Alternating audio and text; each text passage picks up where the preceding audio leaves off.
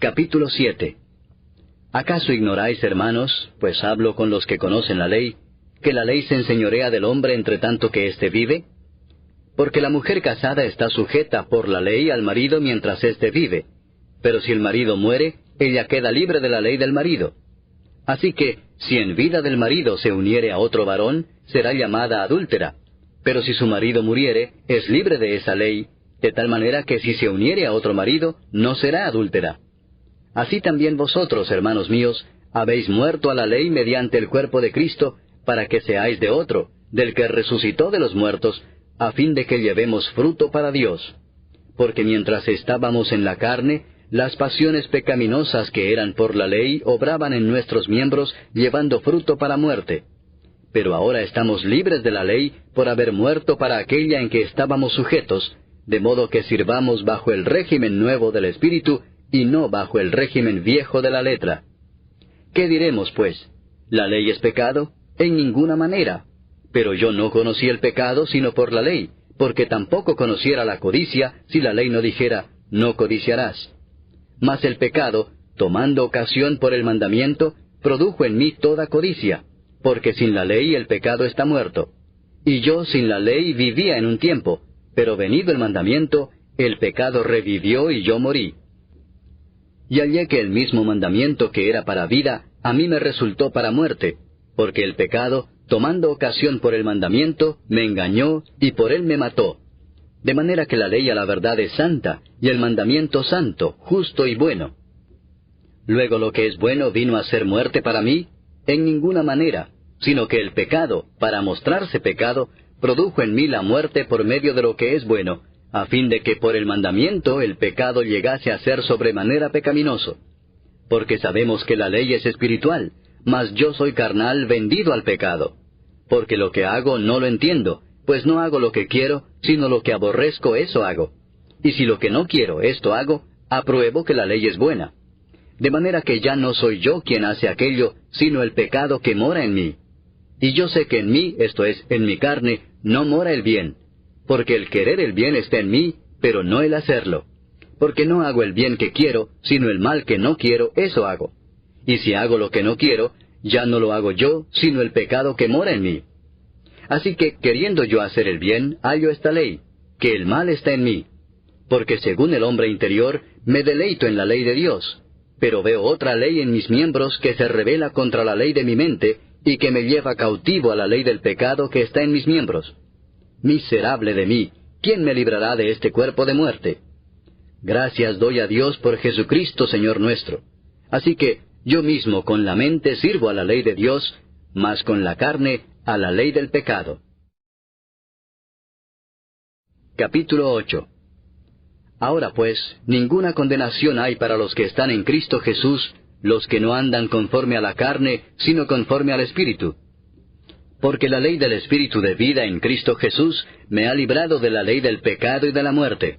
Porque lo que era imposible para la ley, por cuanto era débil por la carne, Dios, enviando a su Hijo en semejanza de carne de pecado, y a causa del pecado, condenó al pecado en la carne, para que la justicia de la ley se cumpliese en nosotros, que no andamos conforme a la carne, sino conforme al Espíritu.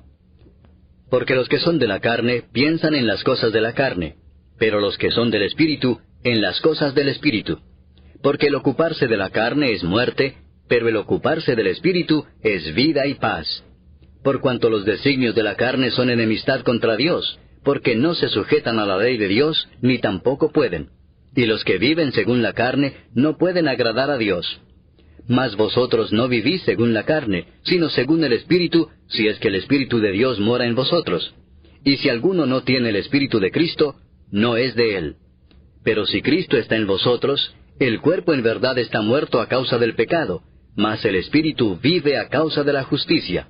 Y si el Espíritu de aquel que levantó de los muertos a Jesús mora en vosotros, el que levantó de los muertos a Cristo Jesús vivificará también vuestros cuerpos mortales por su Espíritu que mora en vosotros.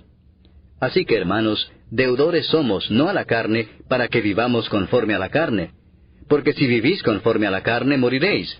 Mas si por el Espíritu hacéis morir las obras de la carne, viviréis. Porque todos los que son guiados por el Espíritu de Dios, estos son hijos de Dios.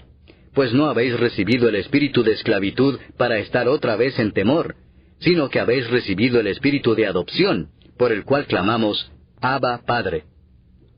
El Espíritu mismo da testimonio a nuestro espíritu de que somos hijos de Dios, y si hijos, también herederos, herederos de Dios y coherederos con Cristo, si es que padecemos juntamente con Él, para que juntamente con Él seamos glorificados.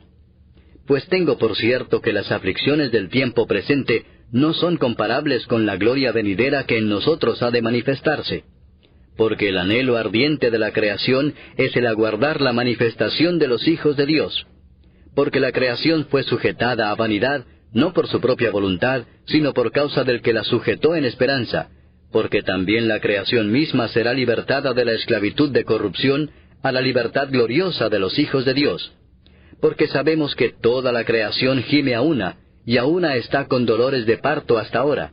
Y no solo ella, sino que también nosotros mismos, que tenemos las primicias del Espíritu, nosotros también gemimos dentro de nosotros mismos, esperando la adopción, la redención de nuestro cuerpo.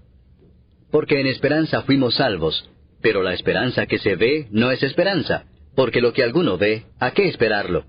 Pero si esperamos lo que no vemos, con paciencia lo aguardamos. Y de igual manera el Espíritu nos ayuda en nuestra debilidad, pues qué hemos de pedir como conviene, no lo sabemos, pero el Espíritu mismo intercede por nosotros con gemidos indecibles.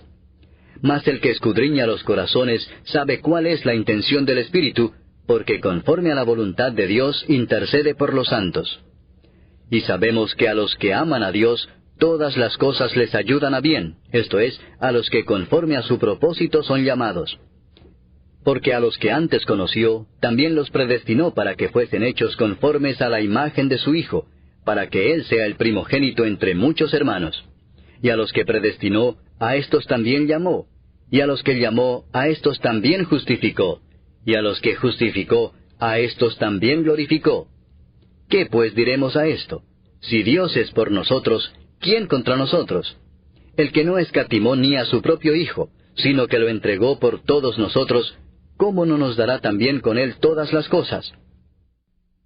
¿Quién acusará a los escogidos de Dios? Dios es el que justifica. ¿Quién es el que condenará? Cristo es el que murió, mas aún el que también resucitó, el que además está a la diestra de Dios, el que también intercede por nosotros. ¿Quién nos separará del amor de Cristo?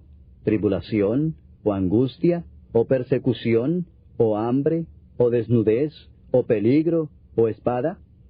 Como está escrito, por causa de ti somos muertos todo el tiempo, somos contados como ovejas de matadero. Antes, en todas estas cosas somos más que vencedores por medio de aquel que nos amó.